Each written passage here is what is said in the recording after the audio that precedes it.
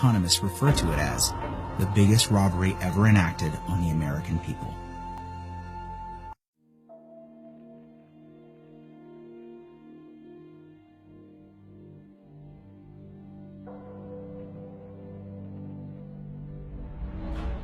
In order to begin to understand how our financial system works, we need to go back to the early 1900s, 1910 to be exact.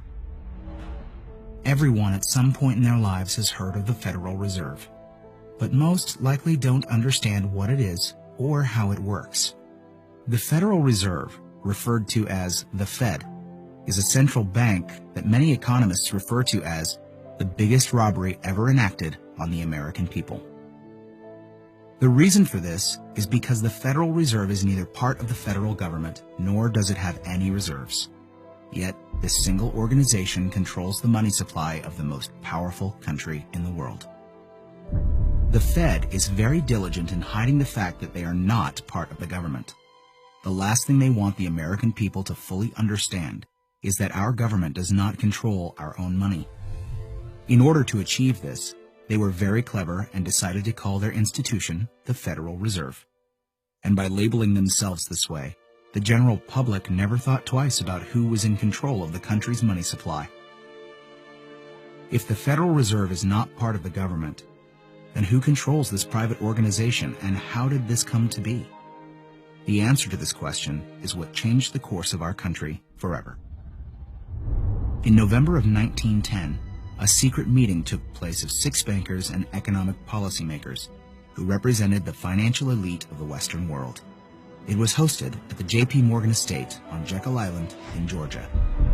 In attendance was Senator Nelson W. Aldrich, Abram Piatt Andrew Jr., Assistant Secretary of the Treasury, Frank Vanderlip, President of National City Bank of New York, Henry P. Davidson, Senior Partner of J.P. Morgan and Company, Charles D. Norton, President of First National Bank of New York, Paul Warburg, Director of Wells Fargo, Benjamin Strong, the emissary for J.P. Morgan, and coincidentally, the first president of the Federal Reserve.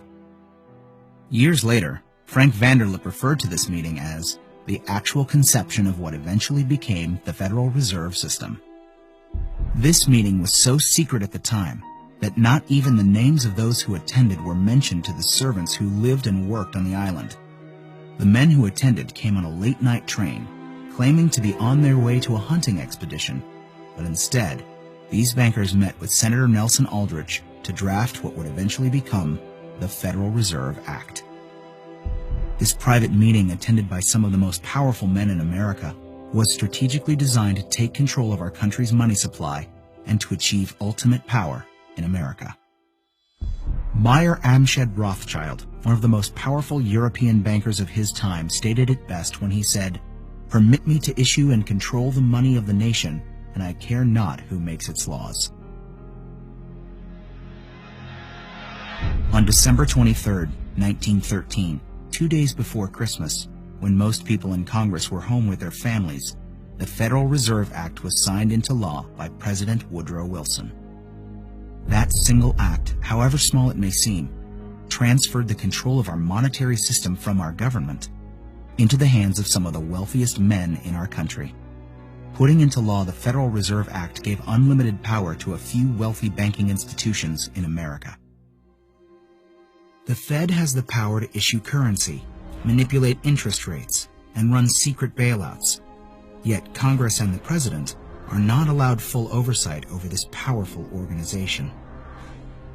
The Federal Reserve enjoys a monopoly over the creation of our nation's money and credit, but for 100 years, they have never been completely transparent and accountable about it.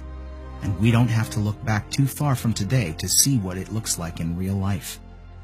When testifying before Congress in 2009, Fed Chairman Ben Bernanke refused to disclose which institutions received trillions of dollars in these bailouts and loans, or give our representatives details about what deals were being made. So my question to you is, will you tell the American people to whom you lent $2.2 trillion of their dollars? Will you tell us who got that money and what the terms are of those agreements? Hundreds and hundreds of banks, any bank or that has access to the U.S. Federal Reserve's discount. Tell us who they are. No. In an interview with Treasury Secretary Timothy Geithner, he makes the stunning assertion that conducting a full audit of the Federal Reserve, something never before done in its 100-year history, is a line that we don't want to cross. To be denied full transparency of these transactions after U.S. taxpayers contributed over $16 trillion to these bailouts and loans is unthinkable and unconstitutional. It is our right as American citizens to know where our money is being spent. It's very ironic that if you don't give the IRS full transparency with your finances, you go to jail. But if you're a private organization of elite bankers that controls the money supply of a country, you're free to do as you please without full oversight. This private organization is arrogant in the fact that the same accounting laws that apply to the rest of America do not apply to them. There is no other agency of government which can overrule actions that we take. Their control appears to be unlimited, and 2008 is the most recent example of how much power the Fed actually has on our country. Many of us were told in private conversations that if we voted against this bill on Monday, that the sky would fall, the market would drop 2,000 or 3,000 points the first day, another couple thousand the second day, and a few members were even told that there would be martial law in America if we voted no. That's what I call fear-mongering. The elite banking institutions took trillions of dollars worth of risk, and when they lost their bets, they threatened politicians to use taxpayer money to bail them out, or else we would face an Armageddon type of scenario. This historic change of power in America is again why many economists refer to it as the biggest robbery ever enacted on the American people.